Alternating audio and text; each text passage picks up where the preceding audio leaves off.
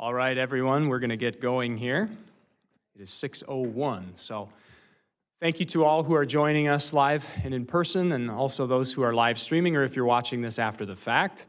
If you're watching it after the fact with a limited camera view, the gallery is packed right now, just stuffed to the gills, believe me.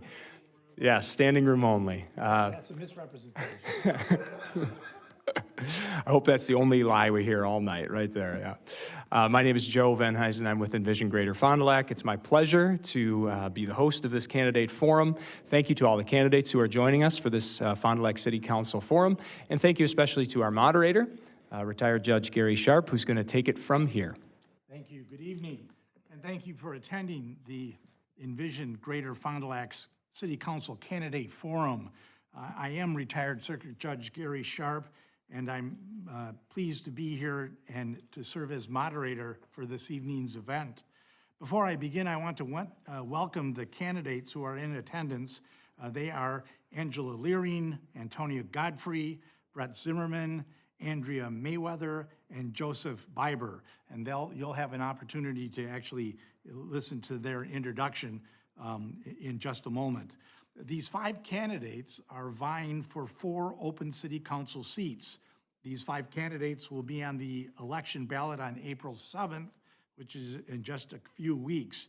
You can find more information on these candidates as well as polling locations, absentee voting information, and voter registration information on the City of Fond du Lac's website.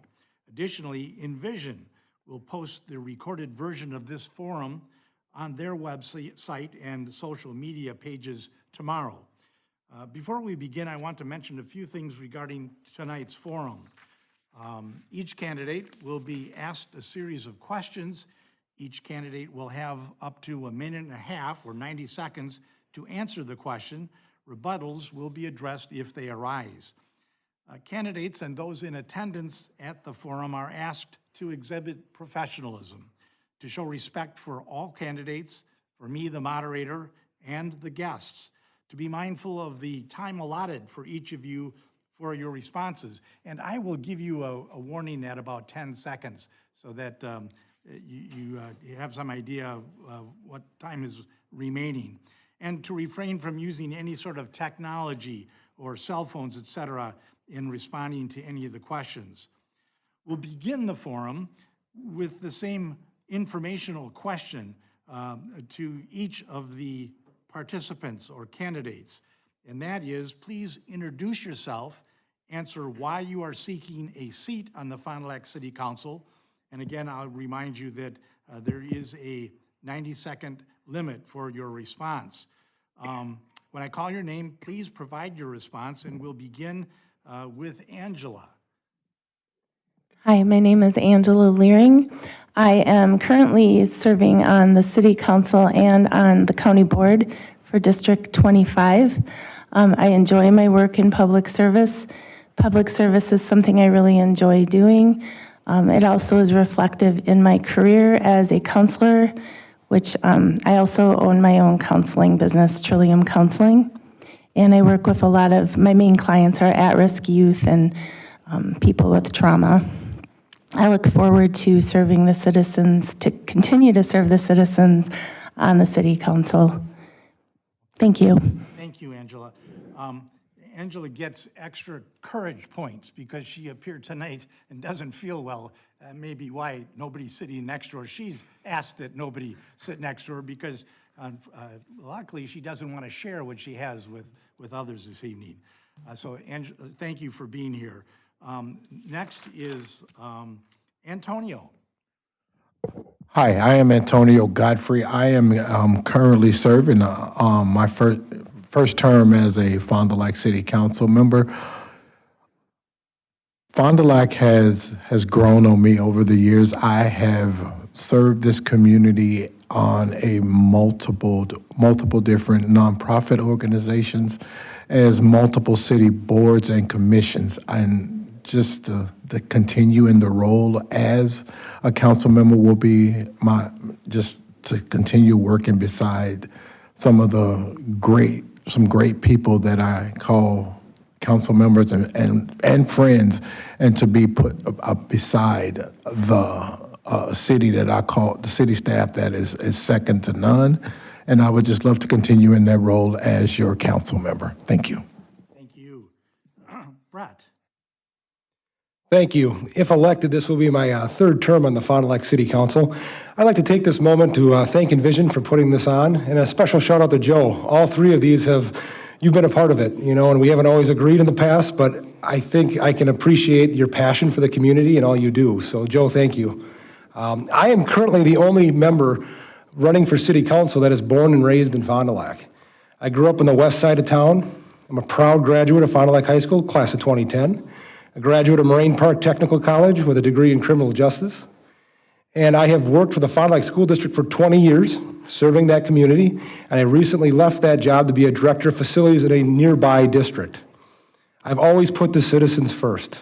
I care about our public spaces, and I will continue to fight for the rights of our town and our people, and I'm hoping to have your vote. Thank you. Thank you. Andrea? Hi, I'm Andrea. I am not a current city council member. I moved here about December of 2011. Loved Fond du Lac. They welcomed me with open arms in every aspect, helping me and my mom be successful and thrive in the community. I currently am an economic support specialist with the Department of Human Services with the Fond du Lac County, as well as a part-time domestic violence advocate for the Solution Center here in town. The reason why I am going for city council is to be the people choice. I promise the residents of Fond du Lac to have their true best interests at heart, even if that means we don't agree with certain topics or things that has to be done. Let's have a conversation with it. I promise to be very transparent, and I think I can bring a lot of innovative and creative ideas on making Fond du Lac an even better place. Thank you. All right, thank you. And finally, Joseph? Hi, Joseph Biber. I'm originally from the sunny Florida and moved here 4 years ago. My wife's from West Bend, and came up here and enjoy the changing of seasons, and especially the winter. I love that one, what my wife does. But my main purpose for running is to be a guiding force for Fond du Lac, and I think of it as our city, to become a fantastic city to live in, to work in, and to do business in. My vision to see is a vision, action, and results. Two, I'd like to see tax transparency and accountability to show us the receipts. I think of Fond du Lac as a jewel on the lake worth finding, and I really would like to see the business community grow, not only for existing businesses, but attracting other new businesses, and also doing with that is grow a workforce development program, training residents from our local community to become skilled workers, managers, and leaders in that community. I see some things that need to be improved here in the city, but overall, I really like the downtown. The Lakeside Park is very nice. We have nice development of parks. And I'd like to see our people thrive here. Thank you. Thank you. All right, our first formal question. This will be about workforce and talent attraction. Younger workers often look for quality of life factors when choosing where to live. What specific investments or policies do you believe will help Fond du Lac be more competitive in attracting the next generation of workers? And I promised that we wouldn't ask this same person to answer each time first, so we'll run through the candidates, and this time we'll begin with Antonio.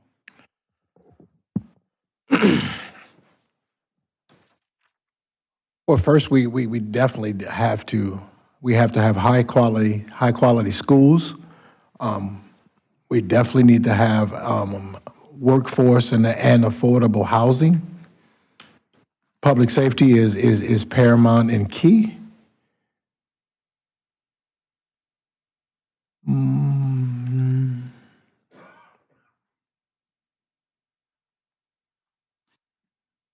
And the question did ask for any specific investments or policies that you believe would be helpful, if you can think of any off the top of your head.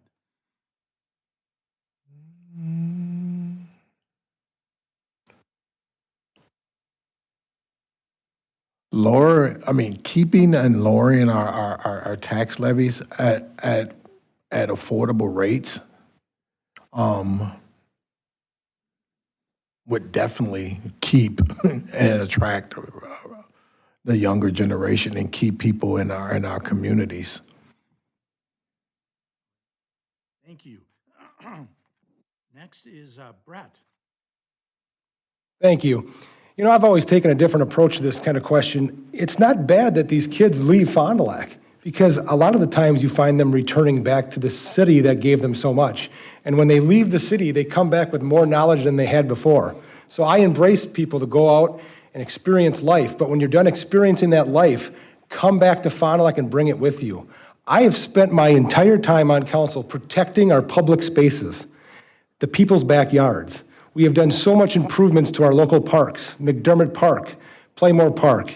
The list goes on, the Lighthouse Loop, the Bridge to Opportunity. Those are stakeholders that you have in a community that make people want to live here on a sunny day at Lakeside Park when you drive through and it's packed. Those are people that decided to live in Fond du Lac because of the amenities. And that goes a long ways. As a council person, we recently made it easier for developers to build houses. We had to bring in the lot sizes. We're bringing in new housing. We're doing all the right things. Now we need the citizens to buy in with us. Thank you. Thank you. Andrea. Absolutely. So if we're talking about the younger generation being back in town, it's truly about highlighting what is beneficial for them. I mean, as a young person myself, we're looking for what Fond du Lac has to offer as well. And I think we're not an old retired town anymore. We need attractions. We need businesses that is going to bring them in and pull them in, as Britt said. We have the Axe Company that just recently opened up here, I believe a couple years ago. We have the Escape Room. Those are beautiful things that the younger people are gonna want to do. We work all day, every day. We are gonna wanna have some fun. So I think having the younger generation come here, it's gonna mean putting a little pep in our step to be able to get them to stay. Thank you. Thank you. Joseph. Big thing is bringing in businesses and then also growing our current businesses and marketing. I brought a bunch of different categories in you find a Quick Trip and Pump and Pantry, and I see all these even for Chicago in here, but I don't see anything for Fond du Lac. How are we going to attract people if we don't even market or advertise? That's one of the things. Also like to push for on the business growth. If you're more prosperous with the businesses and also for jobs are created, and because those jobs are created, it helps people. They can afford to live here. They can make a living. With the workforce development too, as I said, training residents from our local community become skilled workers. Not just workers, but also managers and leaders. I teach catechism class, and it's for the teenagers. And I always think of those teenagers as the immediate future. Like you're saying, last year, one of the guys I ran with, he had a class of 80, and only they all went away to college, and then only 10 came back to live here. So what I'd like to see is for the growth is like affordable housing. For new ones, I see a vision for the North Main Street as well. Thank you. And then finally, Angela. This city, I've said this numerous times in other interviews, but this city needs a vision for the future and assets to attract people and grow the city. We really need growth for the city. One thing that I can say is we do have a housing crisis, and that is sort of a barrier to the growth in the city. If we want to grow and attract skilled workers, we need to provide reasonably priced housing. We need to step back and let developers assist us with this, and that has been happening a little bit. And like I said, we need to help those the developers have a lot of ideas, so it's really important that we do mine them for those ideas. And then, like I said, we need assets in the city. One such asset could be that we develop our park, Lakeside Park. It's a beautiful park on the lake. We could add gardens to that. There's other places that we could add some assets, and that would be North Main Street. For example, developing North Main Street could really, and attracting some good businesses there could really increase foot traffic, and just, it's a stagnant area of town, and if that was developed and we put housing somewhere, there too, that could really help. Thank you. The next question involves housing and community growth. Developers often cite regulatory barriers, approval timelines, and infrastructure costs as challenges to building new housing. What steps would you support to make housing development more feasible while still protecting community character? And this time, we'll start with Brett. Thank you. Well, the City of Fond du Lac is currently looking for a community development director. So in the process of finding one of them, I hope those are the ideals that we can find in somebody. Councilor Schuessler and myself, we've looked outside of Fond du Lac and to see what other communities are doing. Ripon and Campbellsport are doing a phenomenal job bringing in smaller houses that take up less lot sizes. So I would say we need to look at all our stakeholders. Great job to maybe partner with Envision so they can also help us with this. It's really about making it easier for the developers to come into town and develop. So I am all for it, and I think it starts with our community development hire, and then I think from there we need to partner with Envision and other stakeholders. Thank you. Thank you. Andrea. Of course, this is something that I have to be further educated on, but thinking about developing in the community here, I would have to say the best way that I think we could see this increased or become more beneficial is what are we doing with the vacant homes in properties? I feel like there is a lot of space that's being taken up that we can potentially turn into something else that could be also beneficial in an aspect of developing in the community. So that's what I believe. All right, thank you. Joseph.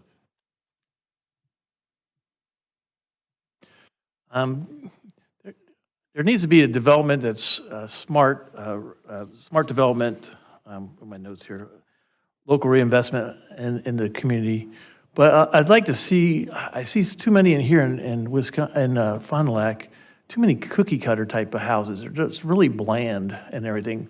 There's some communities that's in Florida that are successful for over 100 years, like Winter Park, Florida, and they have a downtown. And just the houses, they all have some character to it. They have a beautiful downtown where businesses and they have 2-3-story houses. So I like seeing North Main Street be where you have business downstairs and there's housing upstairs. There's a Saputo property there, some maybe extra land around it that we can purchase and see something that we could do initial investment houses for young adults. I myself bought my first home at 22 years old. And I'd like to see that for now kids are lucky if they even think about it at 30.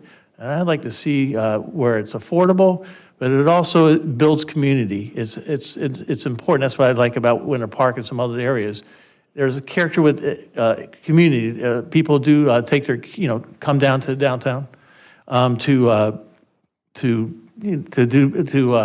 live, to eat, to just socialize, and I'd like to see more of that. It's along also with our parks. Thank you. Angela.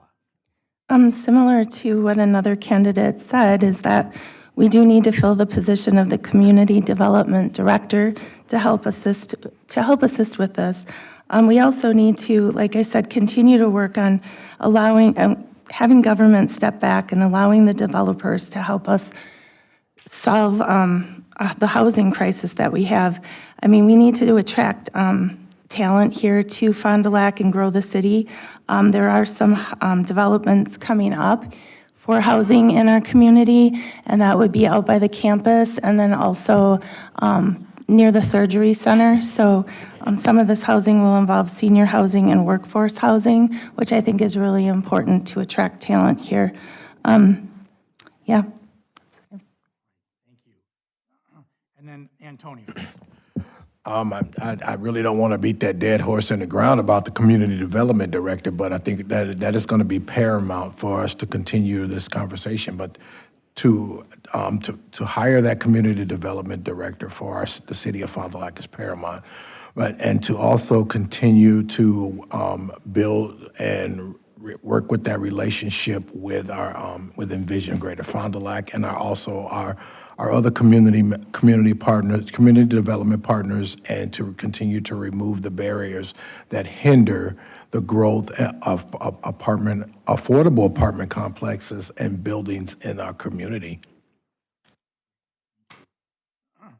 Thank you all. The next question deals with fiscal responsibility and public investment. And our question here is, cities across Wisconsin face pressure from rising costs and state levy limits. How would you approach balancing fiscal responsibility while still making the investments needed for growth? And this time, we'll begin with Andrea. And Andrea, please speak closer to your microphone, because last time in your answer, we almost lost some of it. Thank you. Is this a little bit better? Yes, it is. Sorry Good about job. that. Okay, so now, of course, one of the most important things is balancing the budget when elected or if elected as city council.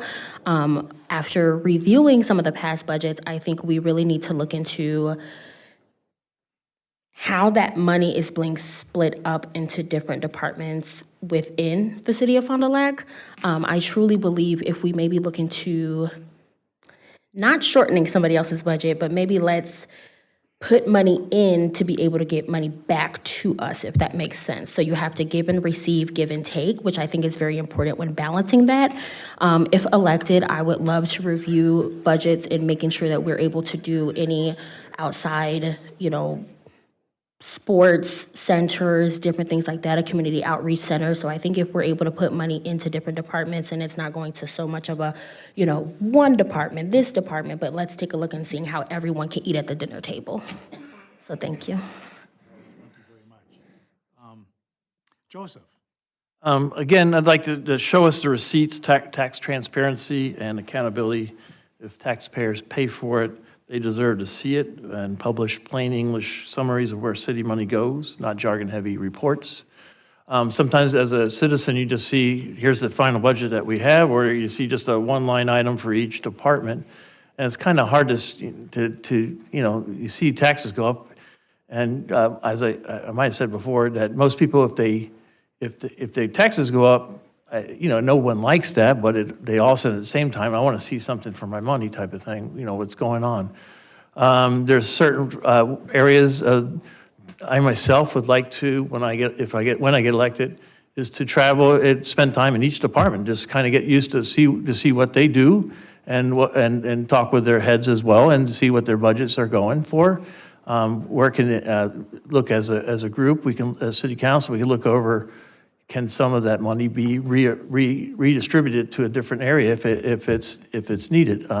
Also, you need to pay your people, your city employees well enough that they want to come here and work and enjoy their jobs. But the biggest thing is I think is building that workforce. 15 seconds. Thank you. For that workforce, community works, put it in where there's some volunteerism and mentoring, and I think that's a good track for these late teens and early 20s, where they can learn how to become workers and hopefully into managers and leaders. Thank you. Thank you. Angela. So fiscally, I think the city is doing well with the balanced budget. The city had, so they had a property tax reval last year, and that angered a lot of our residents here. There was an average of 10% increase for residents in the city. The values of homes went up significantly since COVID, and the city needed to catch up with these revals with the property values because the state requires them every 4 to 5 years. And so I think the city residents are paying, they're doing their part and paying what they need to pay, but I do think that we need to take a look at what the residents versus the businesses' share is of the levy and make it more fair. Antonio? It's paramount for us to stay fiscally responsible to our tax dollars. I think we've all heard over this last couple of years being fiscally responsible, putting our wants over our needs. Over my first term on council, I don't think the city have not seen in the two budget cycles that I've been a part of, the city's budget has been balanced. Has there been some tightening of some belts? Absolutely. But I think the city staff has done an amazing job with balancing the budget. There's been a real tightening and a real hard thing to look at when people are talking about their taxes, their property taxes going up.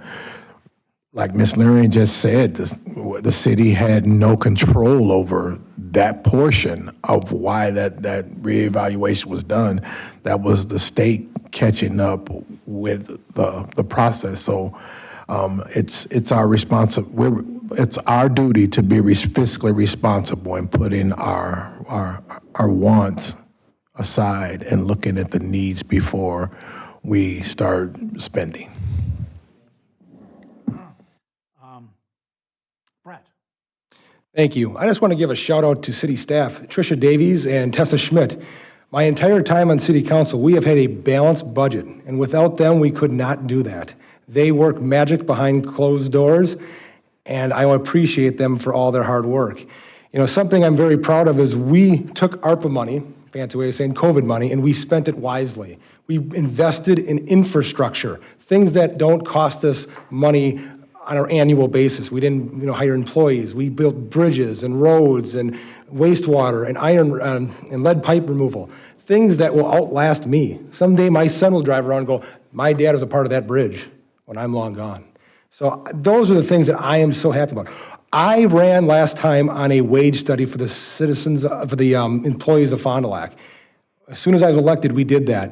The city got a raise. It was a very modest raise, but they appreciated it. I had public works employees stopping by me and personally shaking my hand and saying, hey, Brett, it's not exactly what we wanted, but thank you for looking out for us. We are very transparent. I've heard about today, looking at receipts. The budget book that I get dropped off at my house every year is published online for anybody to look at.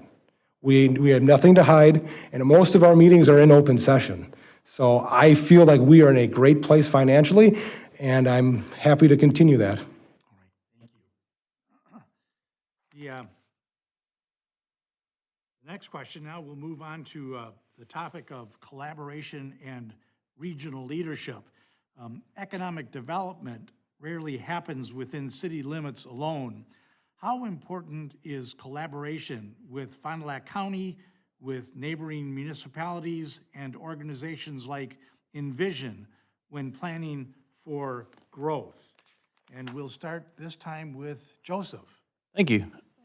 I think I was very impressed with Envision. I've taken a couple of their classes. I've watched their people hold events and work with the public, trying to build marketing the city, as well as dealing with, they also support other cities in the county. And I think that's important to grow with the county as well, not just with the city. Obviously, as a city council, we influence that, but I think it's very important that we work with the county. As I view Fond du Lac as the flagship of the county. That's what the county's named after, our city. And as I said, I think it's a jewel on the lake, and I'd like to see it see more events, more cooperation. Again, the young crowd that's soon to be into the workforce, show them a path of where to go, just how to present themselves, how to how do I apply for a job, simple things like that, but also teaching them some skills. And we can do as a city council, can put together a package, because we have Tech Moraine, we have Envision, we have downtown the downtown project. All these things are just well suited to growing the business. Thank you. Thank you. Angela? I feel like the city and the county needs to collaborate more and have a better relationship. The residents of the city and the county should not be affected negatively by that relationship. The county has properties in the city, and investing in them not only makes sense, but benefits everyone, including the residents and the businesses, and vice versa. The same goes for the county. I also feel like Envision and Destination Lake Winnebago, they do a good job marketing events in the county and our city and other cities in the county. And I think that supporting them is a good option for us too. Antonio? The relationship between Envision Greater Fond du Lac, Lake Winnebago region, and the Fond du Lac County, and as well as other counties and other municipalities around the state is paramount for working governmental bodies to work together. Those relationships are paramount for partnerships and just everything in general. I think those relationships need to happen. They should happen, and that's paramount to just government and cities working together for a common good around the state and the community and the city of Fond du Lac. Brett? Thank you. I wish we did have a better relationship with some of our stakeholders, the county and the school board, because they directly affect us. I mean, I can tell you right now by looking at my phone, on a daily basis, I get people calling me and saying, hey, I'm not going to vote for that school referendum. No, that's the school, I'm the city. Hey, I don't want a wheel tax. No, that's the county, this is the city. Hey, I don't want that jail. No, find your county board supervisor. We get mistaken all the time. And if we could all work together and get on the same page, I think we could help promote these things. I wish the school would have came to us and gave a presentation on the referendum, because I get so many questions on it. And if I could go that extra mile for them, I would. Same with the county and the wheel tax and the jail.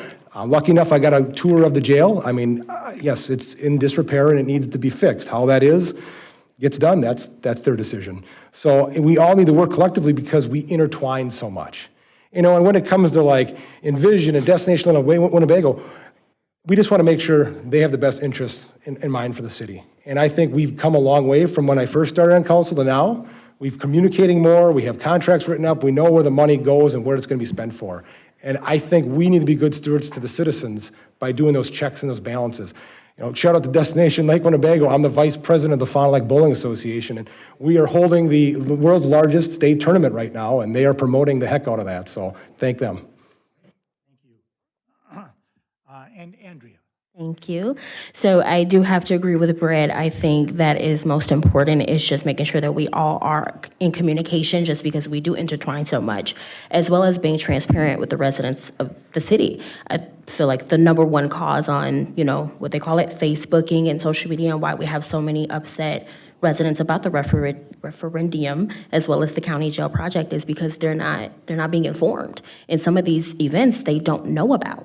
The second part of it is I do believe we offer with our partners, Envision Greater, Destination Lake, we have a lot of events for the younger crowd as well as the older crowd. However, we don't have anything for that young adult that is migrating here back in town or they're coming back from colleges. We really need to look at how we can put these residents in and make it to where they are okay here. So I think that is the second part to that answer for me. Thank you.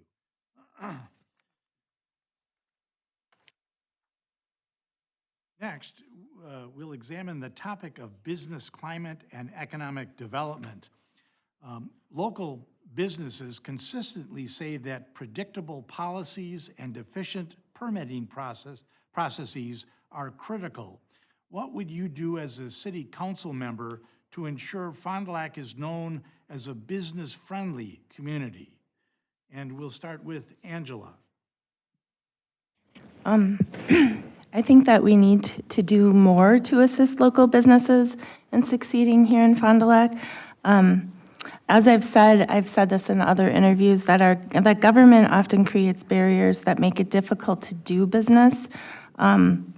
government needs to step out of the way, and I think we need to work really hard to eliminate these barriers for a lot of our businesses. And like I said, the city is a great city. We have a lot of great businesses, and I want to see them succeed. I don't want to see some code or ordinance that, you know, puts, I mean, there are things where there's businesses that sometimes they want to change a door or a window and they can't because the entire front of the building then has to be redone, which some people can't afford that. So there's just some things, some tweaks we need to make to help these businesses succeed.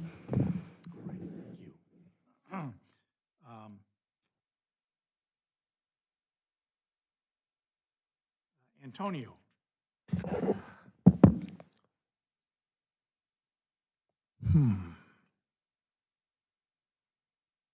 To continue to remove the barriers that hinder businesses from being successful in our, coming and attracting and coming to our community.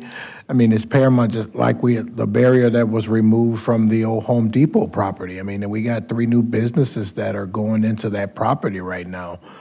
If you look at the Aurora Hospital that just came into our community, and we also have the Theta Care Hospital that's over on the other side of town. So a lot of barriers are being removed from the community, from a city standpoint. So to continue to remove those barriers is paramount to the city's success, to continue to attract and retain businesses in our community. I think it's a pretty simple answer on my end. I think Ronald Reagan said less government is more. I think we need to back away and allow these businesses to actually run their business. Something I'm still frustrated about, as I learned government moves slowly in my terms on council, is to have a business on Main Street, there are so many rules and regulations, and just putting a simple sign up, if it's not the right direction or it's too big, you get slapped with fines or get threatened that the sign's going to come down. And I asked for the book, and it was humongous. It took me all night to go through it, and I think we need to ease up on those things. Now, we can't make Main Street Fond du Lac Las Vegas and have neon lights and flashing signs, but I think we can ease up on a lot of businesses, and that will attract people more to downtown and the city as a whole. Thank you. Andrea. Now, I got a different perspective, okay? I think Fond du Lac does great with the businesses. We see so many coming in. The problem is that they're going just as fast as they're coming. I think the problem is we can't make enough money to be able to spend our money at these businesses to be able to keep them. You got a single individual who has to go to the food pantry every Friday or go to the broken bread pantry just because they can't afford to put food on their table, and they're a single individual without no dependents. You see, Wonder Cafe is able to stay in business because everybody's going to have some kids. I think the problem is we need to take a look at what we're actually doing to be able to have these people spend their money at these businesses. Now, in regards to fines, rules, and regulations, I do apologize. Maybe I'm not as much as educated as the outside looking in, but I think businesses are doing great. It's the fact that we have to get these people in these businesses to be able to keep them here. Thank you. Joseph.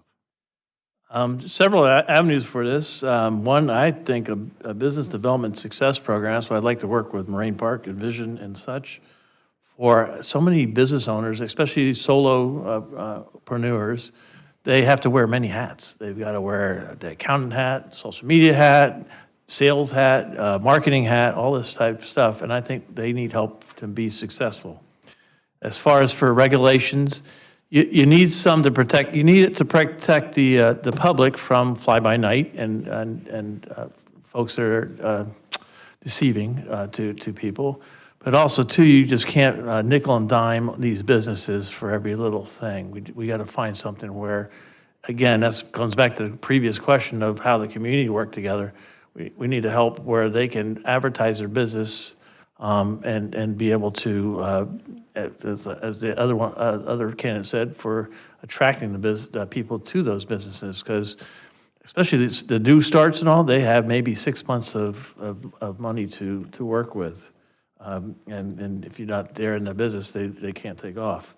The biggest one thing I would like to see is that, thank you, is for working together, somehow sit down with some business planning strategies with the businesses in certain areas, and just not downtown. Downtown is very important, and north downtown, but also you got a lot of other businesses spread out across the city. We got to help them out too. Thank you. Thank you. Our next question involves a question with regard to infrastructure and growth readiness. The question is, large energy users, advanced manufacturing, and emerging industries such as data centers are increasingly looking at communities across the Midwest. How should Fond du Lac prepare to compete for major investment opportunities, if at all? And this goes to Antonio, first. Yes. What do you mean by that last part? So what do you mean by to compete? Can we do to compete with Well, the AI data centers or with what?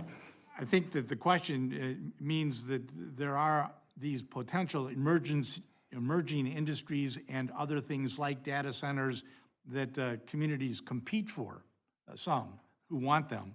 And should Fond du Lac prepare to compete for those kind of investment opportunities, perhaps more so than we've done in the past? Or your thoughts about it?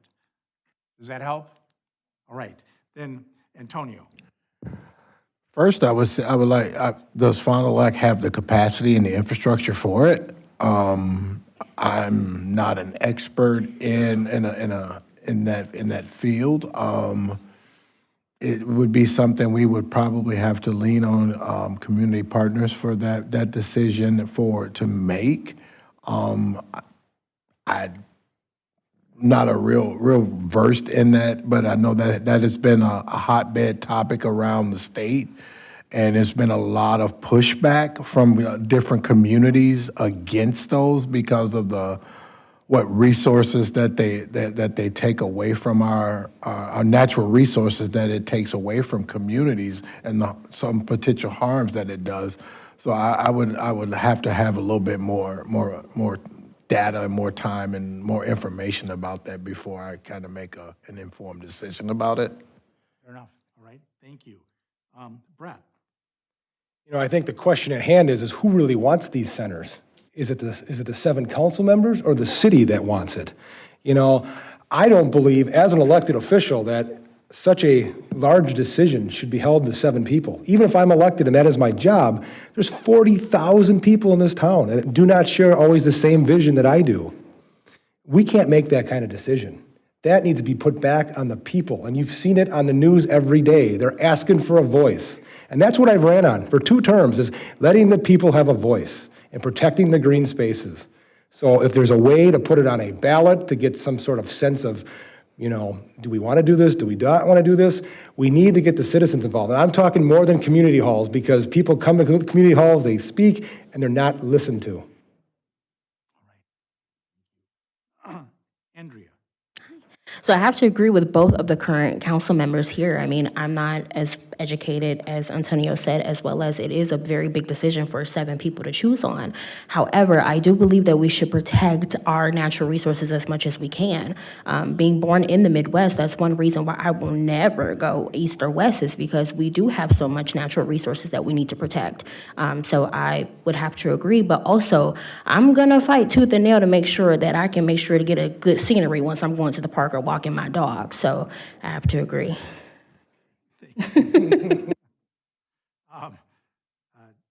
Joseph.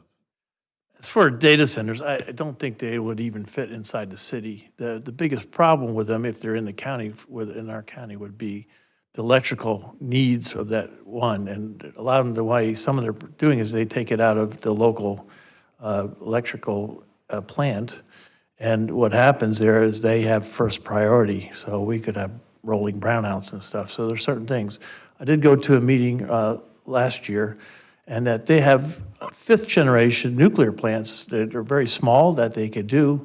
And even what I learned was the 4th generation uses the waste from the 2nd generation one. So that's an avenue if they do come near, that needs to take into consideration so it doesn't affect the electricity of people. Also with infrastructure, we need some of, we have 3 main roads from Interstate 41 into Fond du Lac, and one of them is Hickory, and it's the first road I came in to look for a house. And I tell you, I've never seen so many. I worked for the Orlando Orange County Expressway Authority, and they call it slab failures, and anywhere from west or north, it's awful. And I know it affects different things like cars, the trucks that are coming in, and also our snowplows. And and it's also very noisy for citizens. Even live next block over, you still hear all that noise. So if they had put the money into good infrastructure for our roads, especially the main roads, I'd like to see a good use of that, and also into of course, our parks. I'd like to develop some parks and stuff as well. Thank you. And then finally, Angela. So the way I understood the question is the infrastructure we're supposed to talk about is with the AI data centers. So otherwise, there is an additional question you can ask us all. But I think the idea of smart cities is it's a great idea because it can keep you safe, right? And it can monitor things, whatever. I think that's a lot of the reason the AI data centers are coming in. And then it can also help with like different companies and businesses. But overall, they're not very popular, the AI data centers. They use a lot of water, and they require a lot of energy. And I feel like that's going to fall on us as taxpayers or as payers for water and for energy. And I just don't think we have enough information. I don't think they're providing us with enough information. And I think that we're all going to find out pretty soon how that's going to affect us. And I also think like we live on a huge lake, and this would be an ideal area for an AI data center because of the water source. And it does worry me, and I hope that we can work to protect our community from that. Thank you. Well, we potentially had one final question, but I'm looking at the clock, and I'm not sure we would make it through that and to be able to wrap up in time to start the next candidate forum for the County Board of Supervisors. So this concludes the City Council Candidate Forum hosted by Envision Greater Fond du Lac. Thank you all for taking the time to provide your responses to the questions facing our community. I'd like to thank all of you for seeking an elected position, for putting yourself in front of the voters, for committing yourselves and your energy to your local community. You should all be applauded for that. And I know a lot of people in this community appreciate it. Please be sure to vote on April 7th. You can find more information on candidates and polling information on the City of Fond du Lac's website. Joe, any final words?